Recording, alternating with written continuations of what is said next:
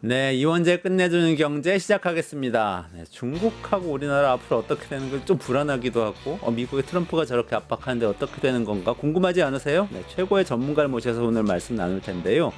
뉴스토마토 그리고 성공회대학교 미래지식연구원 공동 기획한 트럼프에 갇힌 세계 대한민국의 선택은 5번째 시간입니다. 오늘은 중국 경제 외교 전략에 대해서 성균 중국연구소 이희욱 소장님 모시고 말씀 나누도록 하겠습니다. 소장님 어서 오세요. 안녕하세요. 네, 반갑습니다. 국내 최고의 중국 전문가셔서 모시기 정말 어려웠는데 와주셔서 감사합니다. 이렇게 어려운 걸음 해주셨습니다. 일단 이게 그 중국하고 관련해서 많은 분들이 지금 걱정을 하는 게 엉뚱하게 미국발 걱정이죠. 어떻게 보면 미국에서 중국하고 계속 뭔가 갈등을 빚는 것 같고 압박하는 것 같으니까 우리나라는 중간에 끼어서 어떻게 해야 되나 이런 걱정인데요. 최근에 또 스위스에서 고위급 회담하면서 왜 그래도 관세 전쟁 미국 중국 간에 휴전한다. 네. 90일간 유예한다. 이런 합의도 있었는데 또 요즘 얘기 나오는 거 보니까 또 그건 아니고 여러 가지 기존의 규제는 계속되고 있다. 뭐 이런 얘기도 있고 그렇습니다. 네. 상황이 어떤 겁니까? 그 일단 광물 전쟁을 이제 시작을 했잖아요. 네. 중국이 쓸 수 있는 수단들 중에 여러 가지가 있는데 그 중에 하나가 이제 광물인 것 같습니다. 네. 미국이 아마 국가 안보에 굉장히 중요한 요체로 생각하는 뭐 한 54개 광물 중에서 한 36, 7개 정도가 굉장히 핵심 이제 공급망에 위험이 있는 요소들인데 그 중에 한 67% 정도가 중국에서 공급을 해야 되니까 미국으로서도 굉장히 큰 부담이 있죠. 그러니까 중국이 이제 이 무역 전쟁의 와중에 결국 이제 광물을 수단으로 삼을 수밖에 없잖아요. 그래서 2023년에도 갈리움과 이제 게르마늄 같은 것들 수출 통제를 한 적이 있는데 최근에는 미중 무역 전쟁이 이렇게 본격화되니까 중히토류 같은 원자력 같은 데 쓰이는 그런 것들을 이제 규제하기 시작해서 뭐 이렇게 계속 이제 이 경쟁이 에스컬레이션 되고 뭐 보복에 또 보복하는 이런 이제 구조가 나타나고 있는 것 같습니다. 중히토류라고 하면은 어떤 정도로 중요한 겁니까? 그 전에 게르마늄 같은 것보다 훨씬 중요한 훨씬 중요하죠. 그러니까 원자료의 개발이라든지 TV 디스플레이라든지 이런 데에 있어서 이것이 없으면은 이제 생산하지 못할 정도 굉장히 중요한 그런 일종의 이제 히토류 같은 것 중에서 그런 부분이라고 볼 수 있습니다. 그렇군요. 근데 또 트럼프 대통령 요새 그러니까 X에 나 트루스 소셜 이런 뭐 SNS에 글을 굉장히 많이 올리는데 그 중에 눈에 띄었던 게요. 지난 30일, 5월 30일이죠. 중국이 미국하고의 합의를 위반했다, 완전히 위반했다 이렇게 쓰기도 하고 또 이제 그 6월 5일이죠. 우리 시간으로 6월 5일 새벽에 보니까 시진핑이 굉장히 다루기 어려운 사람이다. 이렇게 쓰기도 하고 했는데 이게 그 히토리움 뭐 광물 수출 제한 이런 거하고 관련이 있는 건가요? 근본적으로 양국 이제 기싸움 같은 것들이 치열한 것 같아요. 트럼프도 이게 중국을 차이나 베싱을 해서 중국을 때려서 얻는 이익, 그다음에 여러 가지 또 뭐 이란 문제도 있고 우크라이나 전쟁 문제도 있고 또 뭐 대만 문제도 있고 여러 가지 있는데 중국과 관세 전쟁을 해서 자기의 정치적 성과를 가져올 수 있는지 이게 굉장히 근본적으로 고민을 하고 있는 것 같고 지금 성과가 크지 않은 것 같아요. 그런 그래서 이게 어젠다를 조금 이전해야 되는 그런 필요도 있는 것 같고. 중국 입장에서 보더라도 지금 중국 경제 썩 좋지가 않거든요. 시진핑 주석이 자신의 이제 업적 정당화를 위해서는 경제 성과를 내야 되고 또 그런데 지금 상황 별로 좋지가 않고 그런 상태에서 클로즈 콜을 서로 안 부르고 있는 것 같아요. 말하자면 이제 뭐 트럼프 대통령은 시진핑이 크로콜을 부르면 내가 마지못해서 응하겠다. 그러면서 자기 어떤 뭐 체면도 세우고 또 위신도 관리하고 할 텐데 시진핑 입장에서도 마찬가지거든요. 내가 먼저 크로즈 콜을 부르지는 정확한 않겠다. 요구사항을 딱 얘기한다는 말씀이신 그런 거죠? 의미에서 이제 서로 이제 강대강 국면이 기싸움과 연결되면서 이렇게 좀 작동하고 있는 것 같고요. 트럼프 대통령이 X에 뭐 그러니까 시진핑 주석이 양보했다 이렇게 얘기를 하면 네. 시진핑 주석은 중국 외교부를 통해서 그 가짜 뉴스다 그런 형태의 기싸움도 하고 있는 것 같아요. 아, 그렇군요. 근데 그렇게 이게 지금 말씀하신 것처럼 기싸움 하다가 단기적으로 끝나서 또 뭐 무역도 하고 괜찮아지면 우리나라 입장에서는 괜찮아 보이는데 이게 장기적으로 구조적으로 새로운 냉전 같은 형태로 간다 이렇게 얘기하는 분들도 계시잖아요. 교수님 어떻게 보십니까? 그 냉전이라는 게 이제 구냉전과 한번 비교해 미소 냉전기를 보게 되면 네. 미소 냉전기는 이데올로기가 굉장히 적대적 이데올로기가 있었고요. 네. 그다음에 뭐 사회주의 진영과 자본주의 진영이 각자의 블록에서 경제 활동을 했고 네. 그리고 적대적 동맹 체제를 구축했잖아요. 근데 지금 21세기에 지금 벌어지고 있는 미중 간의 이런 경쟁 구조가 과거의 군행전을 되풀이하기는 굉장히 어려운 것 같아요. 네. 왜냐하면 중국의 그 이데올로기를 좀 수출하고 싶은데 네. 수입할 수 있는 국가가 별로 없어요. 매력이 없기 때문에 그러니까 네. 리더십은 있을지 모르겠지만 팔로우십이 없는 거고요. 네. 두 번째는 이게 경제 구조가 상호 의존이 거의 무기화돼 있어갖고 이게 커플링 한다는 것들과 이제 디커플링 하는 것들 사이에 완전한 디커플링은 쉽지 않아 보여요. 그리고 중국도 그 공력의 한계가 있기 때문에 미국을 상대로 해서 동맹 체제를 구축하는 것이 어렵기 때문에 그러니까 우리가 신냉전의 양상은 나타나고 있는데 이 구조적으로 조기에 과거의 구냉전과 같은 신냉전이 재현되기는 상당히 많은 변수가 도사리고 있지 않는가 이렇게 볼 수가 있습니다. 신냉전 과거네 어쨌든 뭐 용어가 뭐든 간에 과거 냉전하고는 좀 다를 것이다. 근데 그래도 어떤 분들은 이게 트럼프 1기하고 2기하고 조금 비교해 보면 좀 그래도 온도 차가 있는 것 같다 이런 얘기하는 분들도 계신데 그 사이에 변화는 없는 겁니까? 훨씬 더 구조화됐죠. 1기 트럼프 1기 네네네. 때보다 구조화됐는데 트럼프 2기 정부가 출범할 때 중국이 어떤 식으로 대응했는지를 한번 볼 필요가 있을 것 같아요. 네. 저는 트럼프가 딱 당선이 되고 나서 세계 이제 주식 시장의 흐름을 보면요. 네. 일본하고 중국의 주식 시장 비교적 견조한 이제 상승세 또는 유지를 했거든요. 우리가 굉장히 폭락할 것이라고 예상했는데 네. 현상 그렇지 않게 나타나는데 그 원인을 따지고 보면 IB들이 중국이 이런 트럼프 2기 체제에 대비해서 상당히 준비를 해왔다 이렇게 본 것 같아요. 실제로 중국이 트럼프 1기 때 2019년으로 제가 기억하는데 앞으로 미중 간의 무역 흑자를 제로로 만들 수도 있다.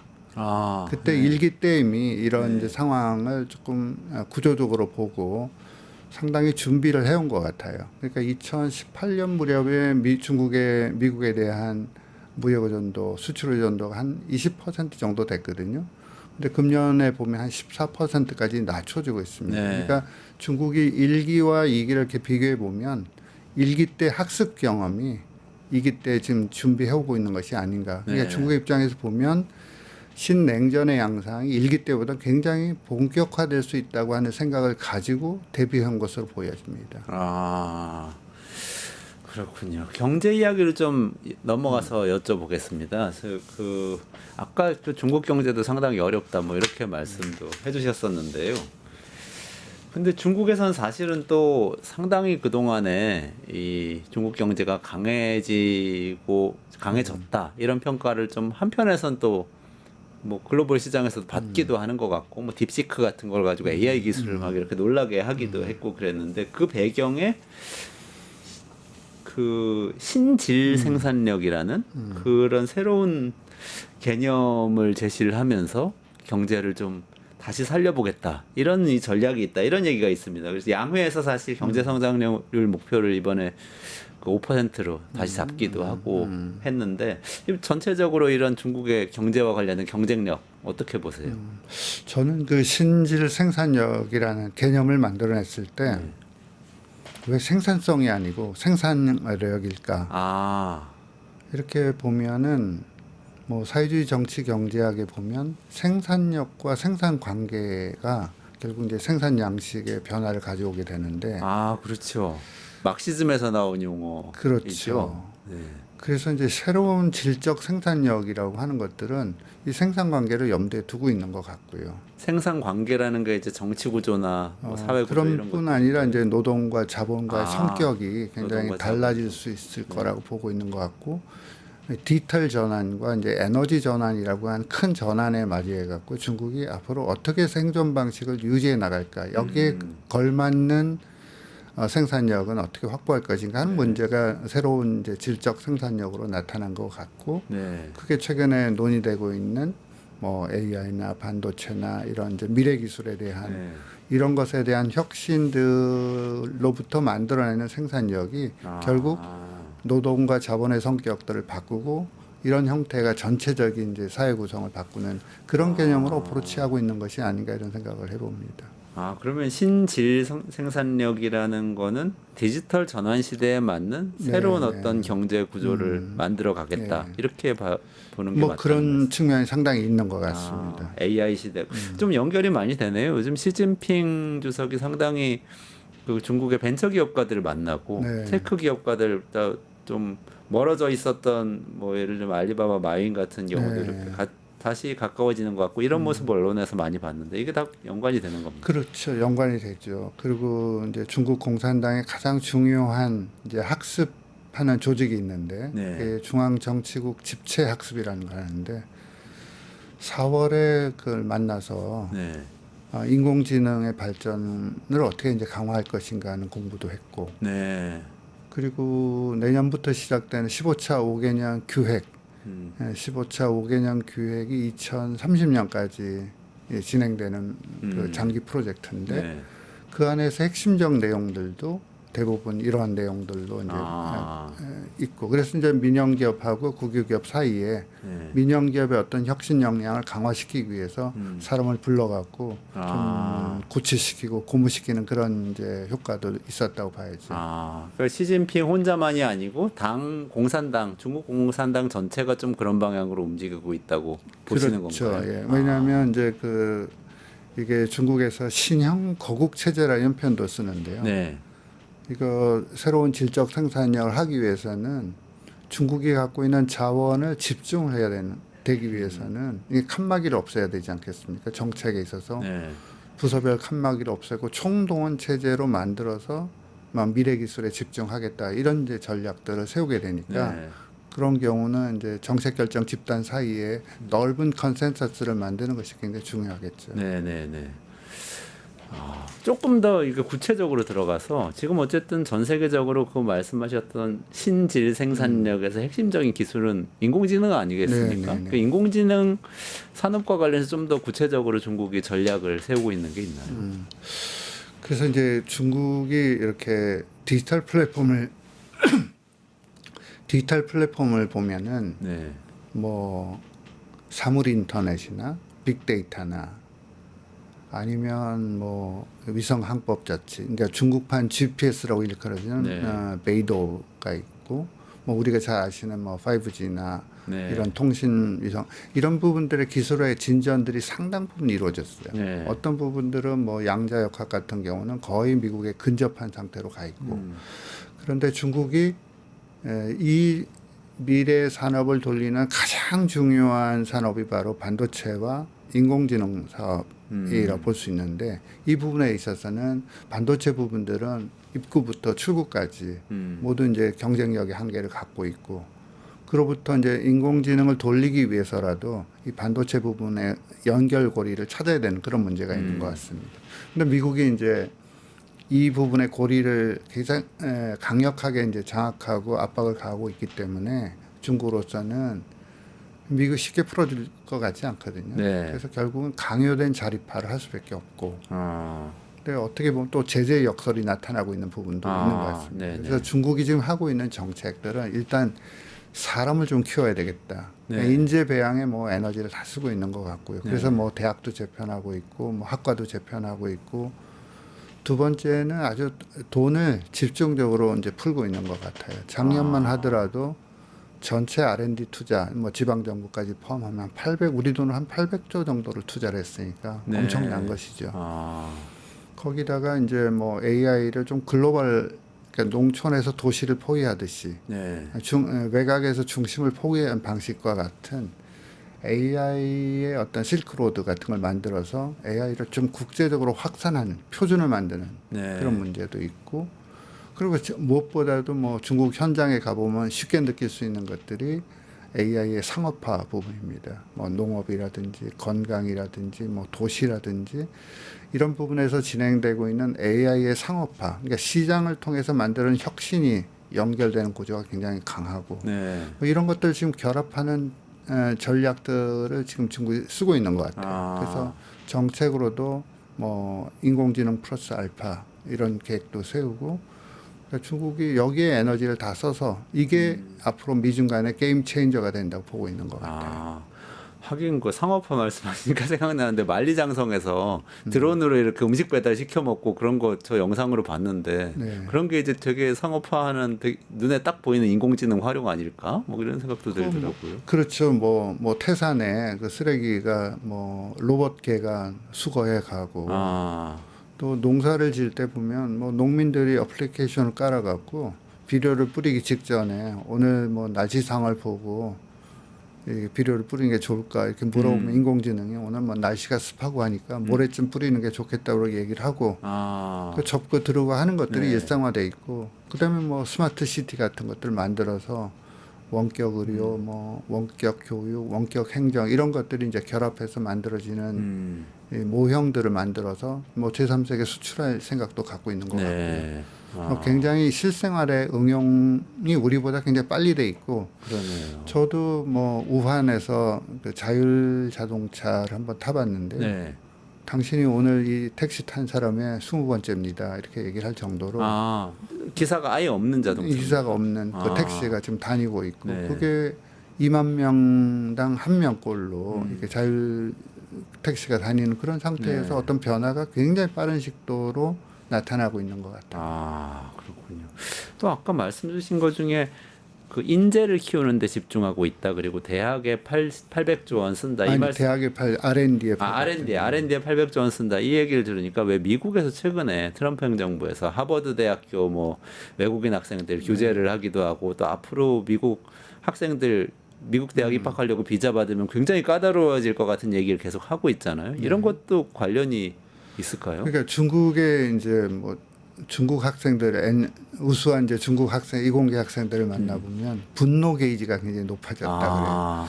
유학을 가게 굉장히 봉쇄돼 있기 때문에, 그리고 가 있는 사람들도 이제 정보 조건이 제한돼 있기 때문에 들어오는 귀국률이 아주 고급 인재의 귀국률이 예전에 한 50%를 밑돌았거든요. 지금은 75%까지 높아졌습니다. 그러니까 중국의 아주 과학기술의 인재 풀이 상대적으로 넓어져 있고, 또 미국으로 유학까지 못한 학생들을 지금 홍콩에서 지금 받겠다는 거 아닙니까?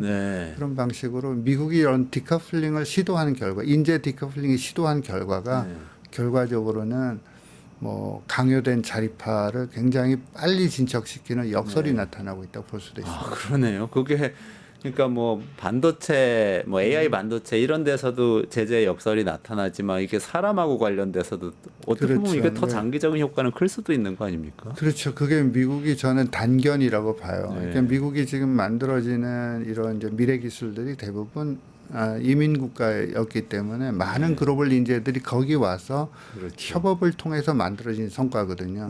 이것이 미국 땅에서 미국 사람이 중심이 돼서 이 미국 기술을 가지고 미국 공장에서 만드는 것들이 이게 지속 가능한지에 대한 것들은 회의론도 상당히 있는 것으로 보입니다. 아니 근데 사실 이게 지금 말씀 들어보면 중국이 기술하고 인재 육성에서 확 앞서 나가고 있는 것 같은 느낌이 드는데, 얼마 전까지만 해도 사실 중국 시장이 뭐 부동산 경기도 좋지 않고 이런 상황에서 이제 피크 차이나다, 중국의 성장은 끝났다, 이런 얘기들이 우리나라 언론에서 많이 다뤄졌었거든요. 실제 그렇지는 않습니까? 성장률 자체는 약간 낮아지는 것 같기도 하고요. 성장률이 낮아지는 것들은 좀 자연스러운 현상인데, 근데 중국이 이제 5% 전후로 이렇게 설정을 했어요.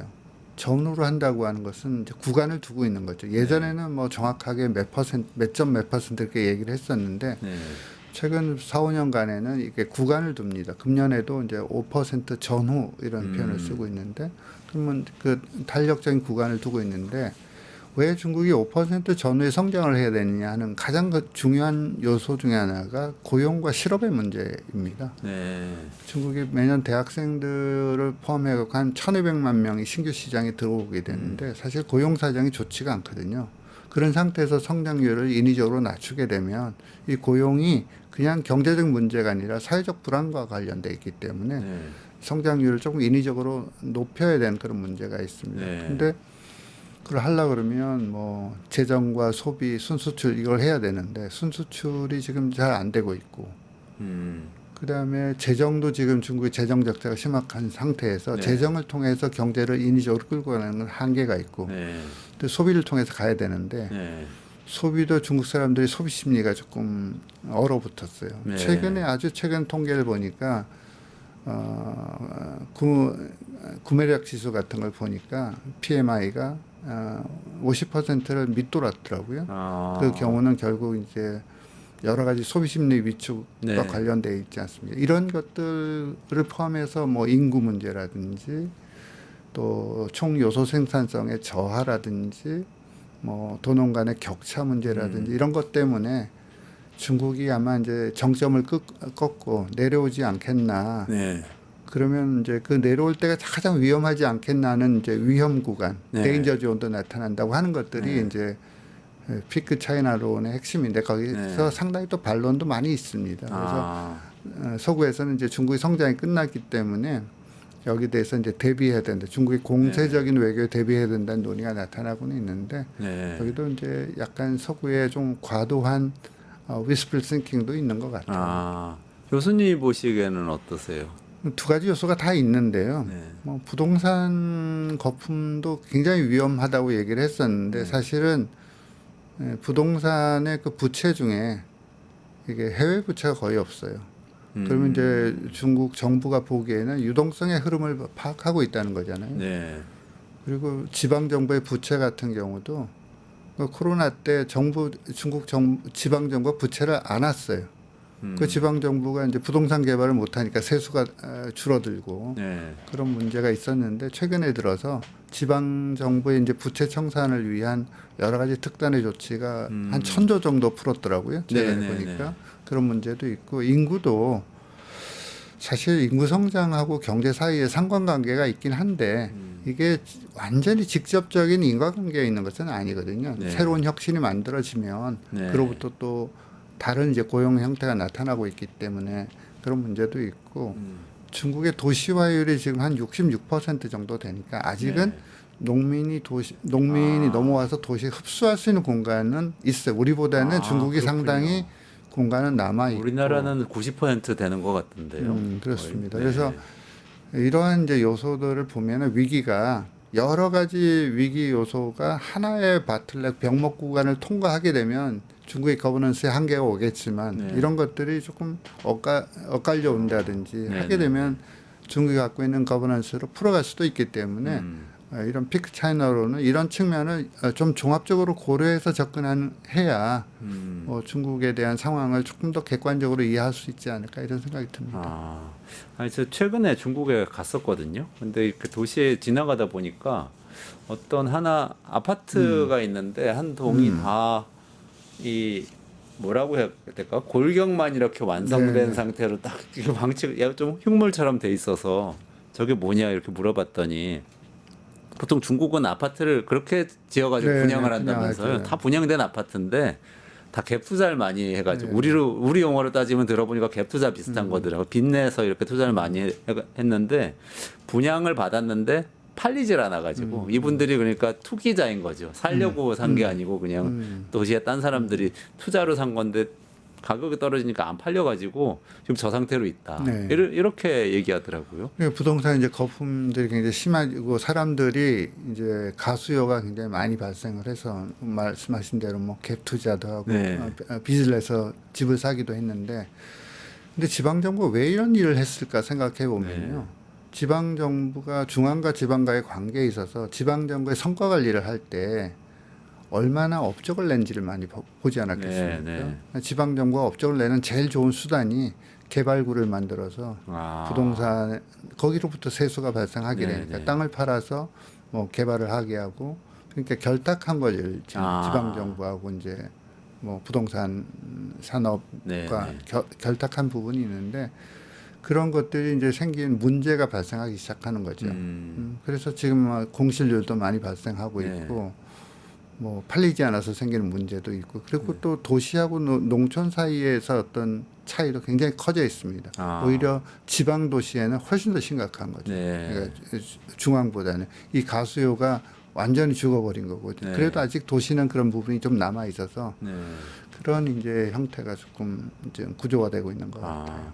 그럼 이런 상태를 해소하기 위해서 그 재정을 투입해서 경제를 활성화하고 이런 조치를 지금 좀 공격적으로 중국 정부가 해 갈 거다 이렇게 예측할 수 있는 건가요? 그러니까 안 할 수가 없죠. 아까 구매력 지수도 굉장히 떨어져 있는 상태고 내수를 이제 끌어올려야 되는데 뭐 내수가 잘 진행이 되지 않잖아요. 저축률이 오히려 늘고 있고 그러다 보니까 중국이 이자율을 조금 낮춘다든지 이렇게 통해서 인위적인 경기 부양 조치를 통해서 내수를 끌어올려야만 중국이 조금 지금보다는 좀 건전한 이제 경제 운영을 할 수 있을 생각이 되는데 그래서 중국 정부가 아마 인위적으로 내수 진작 조치를 취할 것으로 보이고요. 실제로는 뭐 가전제품이라든지 뭐 자동차라든지 이런 걸 포함해서 넓은 범위에서 이구 환신이라는 전략이 있는데 옛날 거를 새 것으로 바꾸면 그 보조금을 주는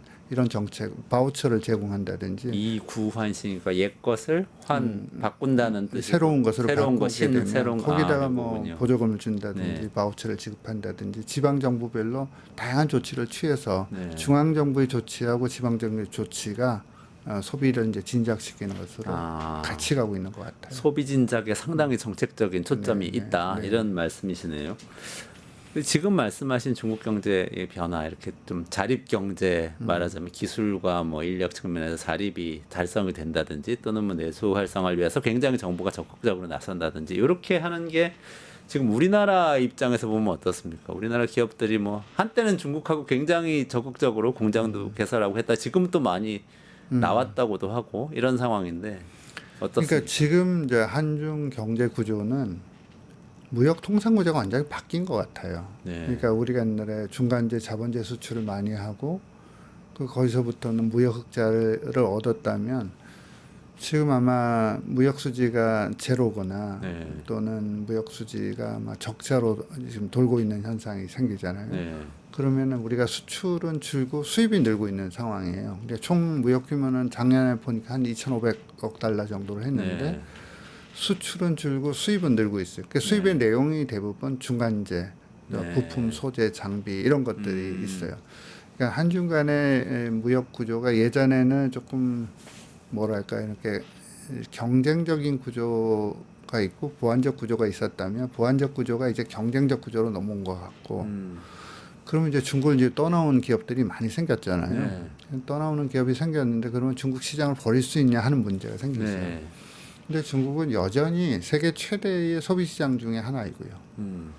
그 이제 그 시장의 성격이 있고요. 공급망도 중국의 공급망이 없으면 이게 우리 한국 산업을 지탱하기 굉장히 어려운 구조가 있고 공장도 아마 다시 볼 필요가 있는 것 같아요. 중국이 일종의 닥 팩토리처럼 완전히 그 뭐랄까요, 노동자가 없는 형태의 공장이 만들어지는 그런 스마트 공장 또 닥 팩토리 같은 것들이 본격화되게 되면 여기로부터 우리가 새로운 이제 신산업에 대한 협력 구조를 만들 수밖에 없는 구조가 있고 제가 뭐 그 전에 듣기로는 우리나라의 굴지의 대기업들이 중국에 탈중국하는 것이 아니라 새로운 형태의 이제 기술 협력을 위해서 중국을 어떻게 관리하고 접근할 것인가 하는 새로운 이제 중국 접근 전략들을 여러 가지로 만들고 있는 것 같거든요. 소비재 기업뿐 아니라 뭐 굴지의 대기업들도 중국의 과학기술의 혁신들을 과소평가하기 굉장히 어려운 상황에서 새로운 이제 신기술을 어떻게 협력해서 제3세계에 내다 팔 것인가 하는 새로운 형태의 이제 중국 시장, 중국을 이제 좀 접근해야 되는 그런 문제가 생기죠. 그러면 이제 형태가 어떻게 될까요? 지금 말씀하신 것처럼 지금의 흐름, 그러니까 옛날에는 우리가 중간재를 수출하던 그런 관계에서 그러면 우리가 오히려 이게 소재 부품 장비를 이렇게 많이 수입하는 구조로 점점 넘어가는 협력이 되는 겁니까? 넘어가서 우리는 완제품 만들어서 다른 데 파는 협력이 되는 겁니까? 아니면 다른 어떤 그러니까 여러 가지를 한번 고려해 볼 필요가 있는데 네. 우리가 이제 뭐 우리 산업의 수준들을 이렇게 탁 펼쳐놓고 보면 반도체를 빼놓고 중국에 대해서 기술적 우위를 갖고 있는 것이 얼마나 있는지 별로 없거든요. 네. 그러면 사실 뭐 미국이 한국 기술이 중국에 수출할 때 수출 통제 조치를 네. 참여하라고 얘기했을 때 통제할 수 있는 기술들이 반도체 말고는 없거든요. 그러면 반도체 말고 다른 기업들은 중국이 먼저 앞서난 기술들 어떻게 흡수해서 뭐 스타트업 기업을 흡수한다든지 흡수해서 와서 이걸 3, 4기 어떻게 확산할 것인지를 고민하는 때가 된 것 같아요. 이제 그런 의미에서 이제 중국을 좀 다시 볼 필요가 있는 거죠. 네. 그럼 오히려 원천 기술 내지는 기술력이 중국에 있는 것을 우리가 가져다가 다른 오히려 더 가공해서 이제 우리나라 또는 뭐 전 세계 소비자 입맛에 맞는 뭔가 다른 상품으로 만들어 나가는 거 이렇게 되는 거죠. 그러니까 이제 새로운 형태 우리가 예전에 중국 공장을 놓고 OEM을 많이 했잖아요. 네네네. 근데 지금 어떤 시기냐면 한국 사람들이 아직은 메이드 인 차이나에 대한 약간의 이제 좀 불신 구조가 있죠. 네네네. 근데 사실 기술은 중국 기술이 많거든요. 네. 그래서 한국에서 만들어서 파는 그러니까 ODM 이런 이제 형태가 중국이 기술을 가지고 한국에서 팔면서 이게 메이드 인 코리아처럼 파는 한국에서 만들었으니까 메이드 인 코리아로 찍을 수 있으니까요. 그런 소비재 전자제품들이 굉장히 많이 나오고 있어요. 뭐 우리가 흔히 지금 보고 있는 뭐 텔레비전 같은 거, 뭐 텔레비전도 이렇게 뭐 로봇 청소기 같은 거 이런 거 다 대부분 중국 기술이거든요. 근데 메이드 인 코리아가 찍혀 있는 뭐 있죠. 왜냐하면 이게 한국 소비자들의 니즈에 맞게 이렇게 판단하다 네. 보니까 중국 기술을 가지고 한국 이제 소비재 우리 한국에서 만들어서 파는 그런 구조들도 나타나고 있으니까 완전히 이제 과거와는 완전히 다른 형태의 지금 무역 협력 관계가 나타나고 있는 거죠. 그럼 어떻게 보면은 우리 예컨대 옛날에 우리하고 미국하고 이렇게 하던 것처럼 우리가 소비 시장 역할을 하게 되는 이런 관계가 뭐 그럴 되는 수도 겁니까? 있다고 생각합니다. 그런 관계도 중국의 형성될 수 뭐 있다. 지금 다니고 있는 뭐 전기차 같은 것들도 대부분 중국 제품들이 새로 들어오는 것들이 한 절반 이상은 중국 제품이기 때문에 우리가 모르는 사이에 넓게 퍼져 있는 것이죠. 근데 이게 우리도 수출 국가인데요. 우리 경제도 뭐 수출 의존도가 굉장히 높은데 그렇게 되면 우리가 좀 힘들어지는 거 아닐까요? 그래서 한국 경제가 수출할 이제 때가 사실상 뭐 미국밖에는 없어지는 건데. 네, 그 중국이 이제 소비 시장에 어떻게 진출할 것인가 하는 것도 관건인 것 같아요. 중국이 이제 과거의 그 중저가 제품이 아니라 프리미엄 시장하고 럭셔리 시장에 어떻게 이제 진출해서 부가가치를 높일 것인지를 좀 생각해 나가면서 접근할 필요가 있는 것이죠. 우리는 중국 소비 시장에서 어떤 프리미엄 네. 군에 있는 네네. 굉장히 고부가가치 비싸고 좋은 그 제품들을 어떻게 공급해서 거기를 좀 장악할 것인가 이런 그리고 전략을 이제 중국이라는 시장이 크기도 하지만 또 분포가 집중돼 있거든요. 그러니까 네. 중국이라고 하는 큰 나라를 전체 하나의 국가 단위로 생각하지 말고 네. 뭐 남쪽에 또 연해 지역을 중심으로 해서 아주 집중적인 지역에 조금 집중해서 이렇게 소비 시장을 공략하는 그 시그멘테이션 그런 이제 전략들도 굉장히 중요해지는 것 같아요. 하여튼 기업들이 좀 분발을 많이 해야 되겠네요. 그 우리나라가 기업들이 아직까지는 그런 준비를 많이 하지는 않았던 거죠. 지금 이제 뭐 본격적으로 새로운 이제 뭐 미중 관계 변화 속에서 중국을 다시 보면서 네. 이 중국을 떠나오기는 굉장히 어렵고 네. 그렇다고 해서 그냥 과거처럼 마냥 들어가기도 어려운 상태에서 그럼 새로운 시장이 어떻게 열리고 있고 어떻게 진출하는 것들이 그 비용을 최소화하고 효과를 극대화할 수 있는 것인가 이런 것 전략적 고민을 하고 있는 것으로 보여요. 그렇군요. 그러면 좀 화제를 좀 돌려서요.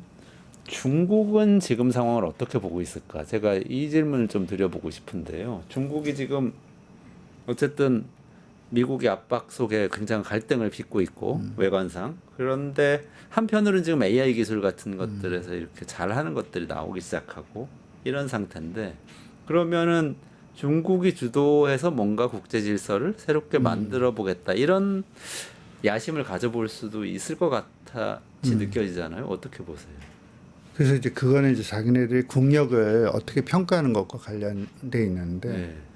중국의 국력이 미국의 국력을 능가하기는 당분간 어려울 것 같아요. 아, 중국 경제가 한 5% 정도 성장을 한다고 하더라도 네.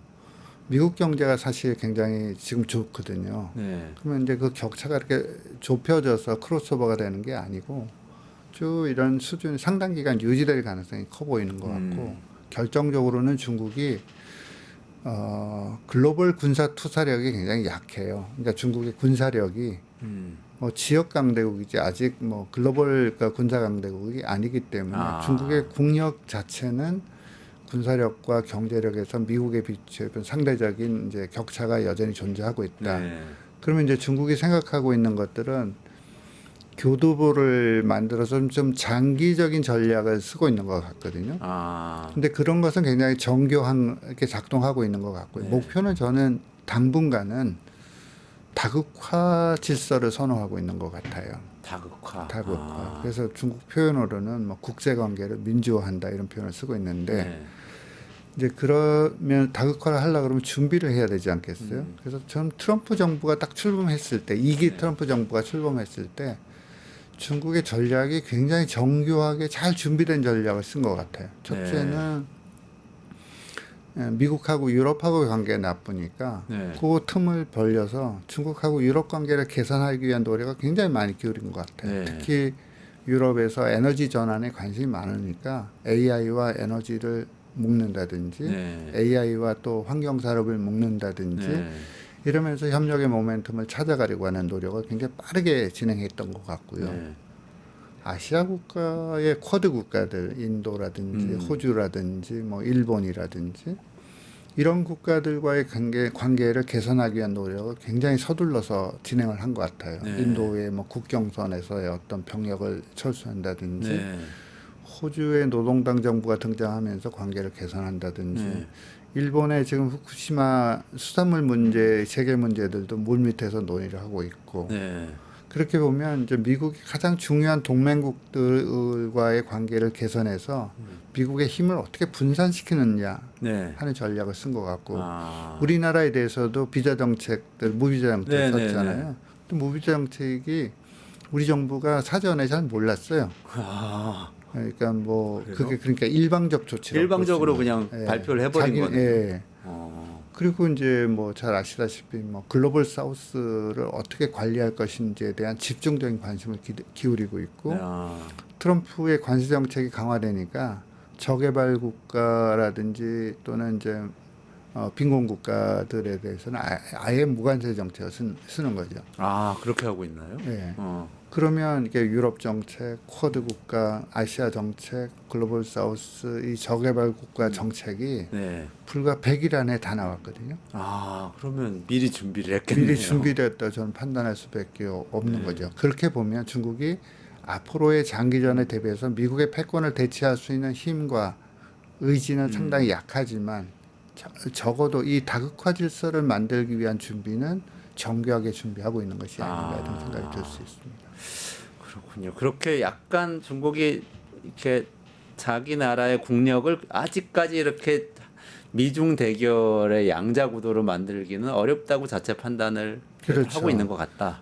이 신냉전이라는 것들도 우리에게는 기회가 아니라 도전이라고 얘기를 하고 있는 것 같고 G2라는 말도 중국은 한 번도 쓴 적이 없어요.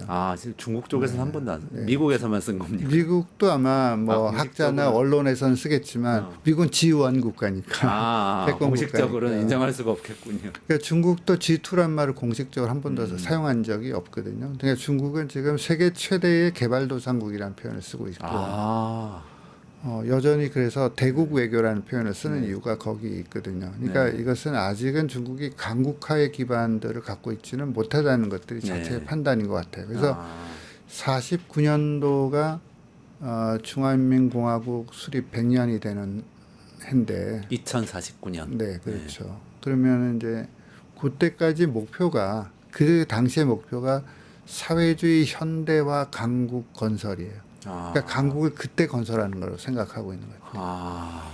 그래서 G2라는 말은 뭐 그 질투라는 말을 중국어로 읽으면 네. 질투라는 표현을 아 그래요? 네. 아. 우리 아직 질투국가 아닌데 자꾸 미국을 올려놓고 흔들어댄다 이런 이제 표현을 쓰기도 하는 네. 걸 보면은 아직은 뭐 패권 국가가 된다든지 네. 아니면 뭐 슈퍼파워가 되기에는 국력이 여전히 취약한 국가라는 성격을 갖고 있기 때문에 미중 간의 관계도 미국이 공격하면 반응하지만 중국이 먼저 이렇게 미국에 대해서 공세적 재치는 취하지는 않거든요. 네. 그런 것이 아마 국력과 관련된 것이 아닌가 생각이 듭니다. 그래도 좀 무섭네요. 지금 겸손한 것 같아 보이지만 24년 뒤에는 강국이 될 거라고 이렇게 장기적인 계획을 딱 세워놓고 있는 거 보니까 좀 무서운데 또 우리나라에서 볼 때 약간 일반 국민들이 무섭게 생각하는 거는 대만과의 관계가 있지 않습니까? 혹시 거기 무슨 일 나는 거 아니야? 이런 걱정들 많이 하세요. 그래서 중국이 대만 그냥 자기들이 갖겠다 이렇게 나와서 분쟁이 생기면 우리나라도 거기 연루되는 거 아닌가 이런 걱정도 되고요. 어떻게 보세요? 대만 문제는 이제 전문가들 시각하고 여론이 좀 시각이 좀 다른 것 같아요. 네. 그러니까 전문가들이 이제 뭐 최근에 미국의 CSIS 그 여론조사 같은 결과를 네. 발표를 했는데 그러니까 중국이 그러니까 공중과 해상을 통해서 동시에 공격해서 대만을 점령할 가능성에 대해서 미국의 전문가들 또 대만의 전문가들은 그 가능성은 낮게 보고 있는 것 같아요. 근데 일반 여론은 상당히 뭐 그럴 가능성이 굉장히 높다고 하는 그 괴리가 나타나고 있는 것 같거든요. 왜 전문가 집단에서 그걸 낮게 보고 있는가 하는 것을 보게 되면 하나는 대만 국민들의 한 95% 정도가 대만 정체성을 가지고 있어요. 그 중에 뭐 통계가 제가 약간 부정확하긴 한데 65% 정도가 나는 대만 사람이라는 생각을 갖고 있고 한 20%에서 25% 정도가 나는 이중 정체성을 갖고 있다. 대만인이면서 중국인이다.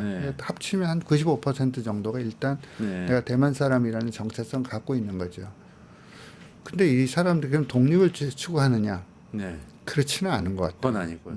그러니까 라이칭더 그 정부도 독립을 추구한다기보다는 그냥 현상 유지를 선호하는 것 같아요. 독립이라고 하는 것이 큰 모토이긴 하지만 현실적으로는 현상 유지를 추구하고 있고 미국에 대해서도 친미 정부죠. 라이팅 정부, 친미 정부이긴 한데 대만의 그 여론을 보면 미국이 우리를 언제든지 버릴 수 있다고 하는 기미, 버릴 기자를 써서 그런 이제 또 있고 또 한편으로는 미국에 의존해야 된다고 하는 의미 이런 것들이 굉장히 공존하는 아주 복잡한 구조를 갖고 있어요. 그러니까 중국의 입장에서 보더라도 대만 정체성이 한 95% 정도 되는 이 현상을 물리적으로 공격을 해서 점령한다는 것들이 현실적으로 실익이 있을까 하는 고민들을 하게 되는 거죠. 그래서 이제 시나리오 상에서는 여러 가지 이제 해석이 나오는데 2027년도가 중국 인민해방군 창군 100년이에요. 그때 뭔 일을 벌어지지 않겠는가. 특히 경제가 어렵고 미중 전략 경쟁이 격화되면 이런 국내 위기를 외부로 돌리기 위해서 대만에 대해서 군사적 공격을 하지 않겠나 하는 그런 이제 시나리오가 나타나고 있는데 그 시나리오가 그 가능한 임박한 시나리오는 아닐 수도 있겠다는 생각이 들고 그렇지만 그 위험 구조는 항상 우리가 뭐 염두에 둬야 되겠죠. 그게 방금 말씀하신 것처럼 한반도 문제와 굉장히 연결되어 있는 거죠. 그러니까 대만 문제와 이제 대만에서 어떤 분쟁이 발생하게 되면 북한이 이 한반도 문제에 대해서 어떤 현상을 타파하려고 하는 시도가 맞물려 있을 가능성이 큰데 그러면 이제 미국이 어떻게 행동할 것인가 하는 문제와 관련돼 있잖아요. 미국이 두 개의 전쟁에서 모두 참전할 수 있을까 하는 문제에 대해서 어떤 부분을 선택을 할 것인지 대한 고민도 있을 거고요. 그런 의미에서 굉장히 연결된 위기라는 특징을 갖고 있는 것은 또 사실인 것 같아요. 그런데 지금 미국이 갖고 있는 기본 입장은 미국의 그 임시 뭐 국가안보 전략 보고서가 얼마 전에 3월에 냈는데 그 안에 보면 대만은 우리가 못 버린다. 대만이 이제 항공모함과 같이 본 거죠. 못 버린다고 얘기를 하면서 그 대신 한국은 안보를 자체적으로 알아서 해라. 그러니까 방위비 분담 요구도 있는 부분이 있고 그다음에 뭐 호주, 일본, 필리핀 이런 것을 연결해서 방위 체제를 좀 강화하려고 하는 그런 태도가 있습니다. 그러니까 대만 문제가 임박한 위기는 아닌데 이게 한반도의 어떤 현상을 변화시키는 문제와 굉장히 긴밀히 연결되어 있는 것은 분명한 것 같아요. 그렇군요. 교수님 그럼 이제 정리하면서 마지막으로 요거 여쭤볼게요. 지금 이런 상황에서 우리나라는 새 정부도 출범했는데 어떻게 해야 될까요? 지금부터.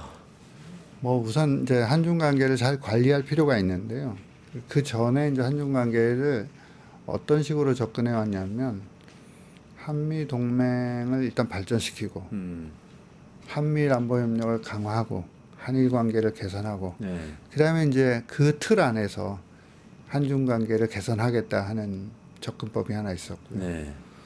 두 번째는 북한 문제하고 대만 문제가 연결돼 있으니까 중국이 대만 문제에 개입하지 않도록 우리 강력한 메시지를 내야 된다. 그런 이제 연계론적인 접근도 있었던 것 같고 동맹을 강화할수록 중국이 한국의 전략적 가치를 주목할 거라고 하는 그런 이제 동맹의 일종의 환원론 같은 것도 있었던 것 같고 우리 이제 뭐 국가가 굉장히 커졌으니까 가치 외교를 해야 된다 이런 얘기를 해오면서 한중 관계를 관리해 왔는데 그런 것들 조금 냉정하게 평가해 보면 효과를 거두지는 못한 것 같아요. 모두 다요. 네 가지 모두가 좀 잘못된 것 같습니다. 그렇게 보면 우리 외교가 한미 동맹의 축을 좀 공고히 하면서도 한중 관계를 어떻게 안정적으로 관리할 것인가 하는 문제를 투 트랙으로 좀 접근할 필요가 있습니다. 물론 이제 전략의 크기는 다르겠지만 있고 두 번째는 그 대만 문제하고 북한 문제를 과도하게 연결하면서 생기는 한중 관계 마찰들이 있습니다. 그런 것들을 관리할 필요가 있는 것이고 뭐 가치 외교라고 하는 것들도 사실 우리가 말은 가치 외교지만 실제로는 이념 외교, 진영 외교로 갔거든요. 그렇죠. 굉장히 우리가 실용성을 담보하지 못한 문제가 있었기 때문에 그런 문제를 조금 극복해 볼 필요가 있다고 생각을 하고요. 그래서 조금 그 메시지 관리도 굉장히 중요한 것 같아요. 우리가 지금까지 윤석열 정부 때 한중 간의 전략적 협력 동반자 관계를 한동안 안 썼어요. 2008년도에 외교 형식을 맺었는데 안 썼거든요. 의도적으로 안 쓴 겁니다. 왜냐하면 미국이 중국하고 전략이 아니고 전략 관계가 아니고 일본과 중국 사이도 이 전략적 파트너가 아닌데 왜 한국이 그 전략적 파트너를 하냐. 못 쓰겠다고 해서 상호 존중, 호혜, 공동이익 이런 표현을 썼거든요. 그러니까 이제 한중 간 마찰이 벌어지게 되니까 지난해 한 5월부터 아마 표현을 달리하기 시작했는데 그게 절충을 했더라고요. 상호 호혜, 상호 존중, 호혜, 공동 이익에 기초한 전략적 협력 동반자 관계. 그런 표현을 썼는데 이번에 뭐 이재명 정부가 탄생을 하면서 시진핑이 축전안에 강조했던 것이 전략적 협력 동반자 관계를 강화하자. 그랬군요. 근데 그거 용어 때문에 생긴 기회비용이 굉장히 많았습니다. 두 번째는 이제 한반도 비핵화 문제도 어떻게 할 것인지가 굉장히 우리한테 주어진 과제인데요. 중국은 한반도 비핵화라는 표현을 안 쓰고 있습니다. 북한 자체가 핵보유국을 선언한 상태에서 비핵화를 언급할수록 비핵화가 멀어지는 딜레마에 지금 빠져 있습니다. 그렇게 해서 한중이 어떻게 협력해서 이 비핵 평화의 과제를 실현할 것인가 하는 것들도 굉장히 전략적으로 중요한 그런 것이고요. 대만 문제에 대한 메시지도 메시지가 혼란스러웠거든요. 힘을 통한 현상변경을 반대한다. 뭐 어느 일방에 의한 현상평을 반대한다. 또는 대만 해협의 평화 완전. 이런 메시지가 굉장히 혼란스러운 메시지를 썼기 때문에 상대가 한국이 이런 대만 문제에 대한 기본적인 입장, 위상이 뭔지 이렇게 질문하고 있었거든요. 그래서 초기에 저는 메시지 관리를 잘 해나가면서 매몰 비용들이 좀 발생하지 않도록 하는 것이 굉장히 중요하다고 봅니다. 알겠습니다. 오늘 여기까지 진행이 될 것 같아요. 하실 말씀 많으신 것 같은데 죄송합니다. 시간 관계상. 이옥 성균 중국연구소 소장하고 같이 이제 한중 관계 어디로 가야 되는지 한번 짚어봤고요. 이원재 끝내주는 경제는 평일 오후 5시 50분에 라이브를 진행하니까 또 저는 라이브를 다시 찾아뵙도록 하겠습니다. 여기서 이희옥 교수님하고 같이 인사드리면서 마무리 짓도록 하겠습니다. 고맙습니다. 유튜브 구독하고 실시간 채팅과 댓글을 남기시면 매일매일 7천 TTCO를 드립니다. 참여 방법은 통통물 어플을 다운로드하고 회원가입과 로그인을 해주세요. 마이페이지에서 나의 회원 고유 번호를 복사해 주세요. 유튜브 구독 후 실시간 채팅이나 댓글창에 고유 번호를 한 번만 입력하면 준비 끝! 지금 유튜브 채팅과 댓글 쓰기 참여하고 실천 TTCO 받아가세요.